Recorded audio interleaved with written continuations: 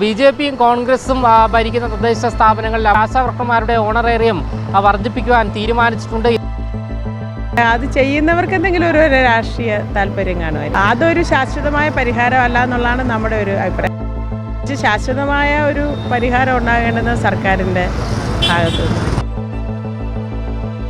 ഈ സഹനങ്ങളെല്ലാം ഞങ്ങൾ സഹിക്കുന്നത് തീർച്ചയായിട്ടും പ്രതീക്ഷയുള്ളത് കൊണ്ടാണ്.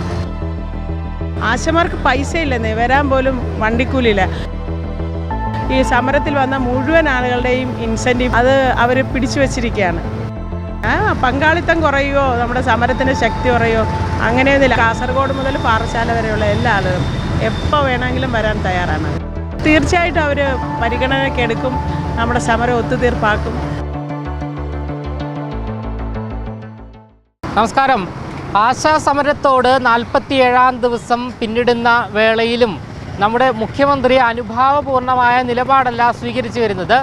എന്തായാലും സമരം കടുപ്പിച്ചുകൊണ്ട് തന്നെ ആശാവർക്കർമാർ മുന്നോട്ട് പോവുകയാണ്. ഇവരുടെ ആവശ്യങ്ങൾ അംഗീകരിക്കുമെന്നുള്ള പ്രതീക്ഷയോടുകൂടി തന്നെയാണ് അവർ സമരമുറ കടുപ്പിച്ചുകൊണ്ട് മുന്നോട്ട് പോകുന്നത്. എന്തായാലും ഇപ്പോൾ യു ഡി എഫ് ഭരിക്കുന്ന തദ്ദേശ സ്ഥാപനങ്ങളുടെ പരിധിയിൽ അവർ ആശാവർക്കർമാരുടെ ഓണറേറിയം വർദ്ധിപ്പിക്കുവാൻ തീരുമാനിച്ചിട്ടുണ്ട്. ഇത് രാഷ്ട്രീയപരമായ ഒരു തീരുമാനമാണോ നിലപാടാണോ എന്നുള്ള കാര്യത്തിൽ സംശയമുണ്ട്. എന്തായാലും ഈ ഒരു വിഷയത്തോട് ഇപ്പോൾ ആശാവർക്കർമാർ തന്നെ പ്രതികരിക്കുകയാണ്. കോൺഗ്രസും ബി.ജെ.പിയും ഭരിക്കുന്ന തദ്ദേശ സ്ഥാപന പരിധിയിൽ ഈ ഓണറേറിയം വർദ്ധിപ്പിക്കുമെന്ന് പറയുന്നത് രാഷ്ട്രീയമായാണോ കാണുന്നത്? ആശാമാർ എങ്ങനെയാണ് അതിനെ നോക്കിക്കാണുന്നത്? അത് പ്രധാനമായും നമ്മൾ ഈ മൂവ്മെൻറ്റിലൂടെ ആശാവിഷയം പുറം ലോകത്തെ അറിയിച്ചതോടുകൂടിയാണ് അവർ അത്തരത്തിലുള്ള ചില തീരുമാനങ്ങളിലേക്ക് പോകുന്നത്. അത് ചെയ്യുന്നവർക്ക് എന്തെങ്കിലും ഒരു രാഷ്ട്രീയ താല്പര്യം കാണുമായിരിക്കും. അതേക്കുറിച്ച് സംസാരിക്കുന്നില്ല. മറിച്ച് അതൊരു ശാശ്വതമായ പരിഹാരമല്ല എന്നുള്ളതാണ് നമ്മുടെ ഒരു അഭിപ്രായം. ഭരണം മാറുമ്പോൾ പിന്നെ എന്താണ് സംഭവിക്കുന്നതെന്ന് അറിയാൻ പറ്റും. മറിച്ച് ശാശ്വതമായ ഒരു പരിഹാരം ഉണ്ടാകേണ്ടത് സർക്കാരിൻ്റെ ഭാഗത്തു നിന്ന്. ഈ ഒരു വിഷയത്തോട് ഈ മുഖം കൊടുക്കേണ്ട എന്നുള്ളൊരു നിലപാടിലാണോ മുഖ്യമന്ത്രി? എന്താണ് ആശാമാർ മനസ്സിലാക്കുന്നത്? അങ്ങനെ ആണെന്ന് തോന്നുന്നില്ല. തീർച്ചയായിട്ടും ഒരു മുഖം തരും എന്ന് ഞങ്ങൾക്ക് പൂർണ്ണ വിശ്വാസമുണ്ട്. ആ വിശ്വാസത്തിലാണ് ഞങ്ങൾ ഇരിക്കുന്നത്. പ്രതീക്ഷയോടുകൂടി തന്നെയാണ് ഈ 47. തീർച്ചയായിട്ടും അങ്ങനെയാണല്ലോ. നമ്മൾ പ്രതീക്ഷയില്ലെങ്കിൽ നമുക്ക് ഇരിക്കാൻ പറ്റത്തില്ലല്ലോ. ഈ സഹനങ്ങളെല്ലാം ഞങ്ങൾ സഹിക്കുന്നത് തീർച്ചയായിട്ടും പ്രതീക്ഷയുള്ളത് കൊണ്ടാണ്. നിലവിൽ ആരോഗ്യാവസ്ഥ എന്താണ് ബിന്ദു ചേച്ചി? 7 ദിവസം ഭക്ഷണം കഴിക്കാതിരിക്കുക എന്നുള്ളത് അത് കുറച്ച് ആരോഗ്യ പ്രശ്നങ്ങൾ ഉണ്ടാക്കുമല്ലോ, അതുകൊണ്ട്. പക്ഷേ എന്നാലും നമ്മൾ പിന്നോട്ടില്ല. അത് അതിൻ്റേതായ രീതിയിൽ റിക്കവർ ചെയ്യട്ടെ എന്നാണ് വിചാരിക്കുന്നത്. സമരത്തിൻ്റെ ആൾക്കാരുടെ എണ്ണം കുറഞ്ഞ ആശാമാരുടെ? ഇല്ല, അങ്ങനെ കുറഞ്ഞിട്ടില്ല. കാരണം നമ്മൾ വലിയ വലിയ പ്രോഗ്രാംസ് നടത്തുമ്പോഴാണ് മാക്സിമം മൊബിലൈസേഷൻ ഉദ്ദേശിക്കുന്നത്. അതല്ലാതെ നമ്മൾ കൃത്യമായി പറഞ്ഞിട്ട് തന്നെയാണ്. കാരണം ആശമാർക്ക് പൈസ ഇല്ലെന്നേ, വരാൻ പോലും വണ്ടിക്കൂലിയില്ല.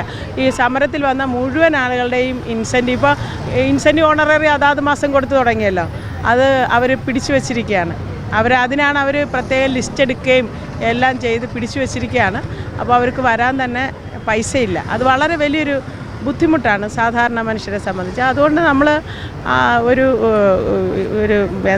ജില്ലാ അടിസ്ഥാനത്തിൽ വരാനൊക്കെയുള്ള ഒരു തീരുമാനം എടുത്തിട്ടുണ്ട്. അങ്ങനെയാണ് ഇപ്പോൾ വന്നുകൊണ്ടിരിക്കുന്നത്. പങ്കാളിത്തം കുറയുമോ, നമ്മുടെ സമരത്തിൻ്റെ ശക്തി കുറയുമോ, അങ്ങനെയൊന്നുമില്ല. അവരെല്ലാവരും പറയുന്നത് ഞാൻ എപ്പോൾ വരണമെന്ന് പറഞ്ഞാൽ ഞങ്ങളെല്ലാവരും, അത് കാസർഗോഡ് മുതൽ പാറശാല വരെയുള്ള എല്ലാ ആളുകളും എപ്പോൾ വേണമെങ്കിലും വരാൻ തയ്യാറാണ്.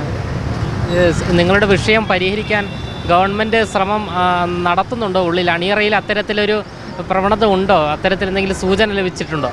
ഇല്ല, നമുക്കിതുവരെ അങ്ങനെ സൂചന ലഭിച്ചിട്ടില്ല. പക്ഷേ അവർ കാരണം ഇത് ആശമാരുടെ മാത്രം ഒരു സമരമല്ലല്ലോ. ഈ പൊതുസമൂഹത്തിൻ്റെ പൊതു മനസാക്ഷി ഒന്നടങ്കം ഈ സമരത്തിലാണ് അവരും. അപ്പോൾ അതൊക്കെ മുഖവിലേക്ക് എടുക്കാതെ ഒരു ജനാധിപത്യ ഭരണ സംവിധാനത്തിൽ ഒരു സർക്കാരിന് മുന്നോട്ട് പോകാൻ കഴിയില്ല. അപ്പോൾ തീർച്ചയായിട്ടും അവർ പരിഗണനയ്ക്കെടുക്കും, നമ്മുടെ സമരം ഒത്തുതീർപ്പാക്കും എന്നുള്ള പൂർണ്ണ വിശ്വാസത്തിലാണ് ഞങ്ങൾ. കഴിഞ്ഞ ദിവസം മുഖ്യമന്ത്രിയുമായി ഏറ്റവും അടുത്ത് നിൽക്കുന്ന രാഷ്ട്രീയ, സാമൂഹിക, സാംസ്കാരിക രംഗത്ത് പ്രവർത്തിക്കുന്നവർ ഉൾപ്പെടെ ഈ സമരത്തിന് ഐക്യദാർഢ്യവുമായി രംഗത്ത് വന്നു. അപ്പോൾ മുഖ്യമന്ത്രിയുമായി ഈ വിഷയം ചർച്ച ചെയ്യാനുള്ള സാധ്യതയുണ്ടോ? ഉണ്ടാവുമല്ലോ.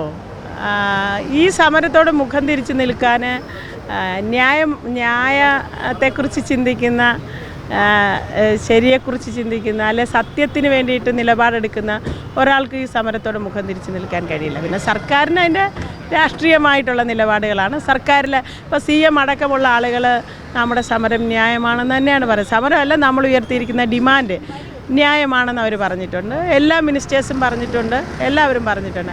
അപ്പം ന്യായത്തിനെക്കുറിച്ച് ആശങ്കയില്ല, മറിച്ച് സർക്കാരിന് അതിൻ്റേതായ സമയം ഉണ്ടാവും തീർച്ചയായിട്ടും.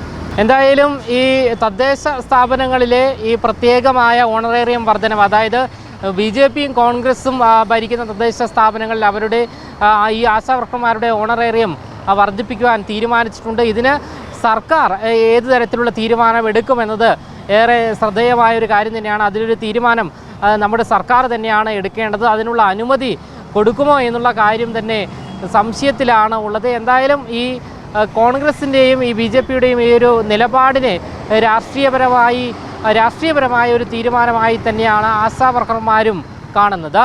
ക്യാമറമാൻ അഖിൽ അശോകിനൊപ്പം അമൽ രുദ്ര, മറുനാടൻ മലയാളി, തിരുവനന്തപുരം.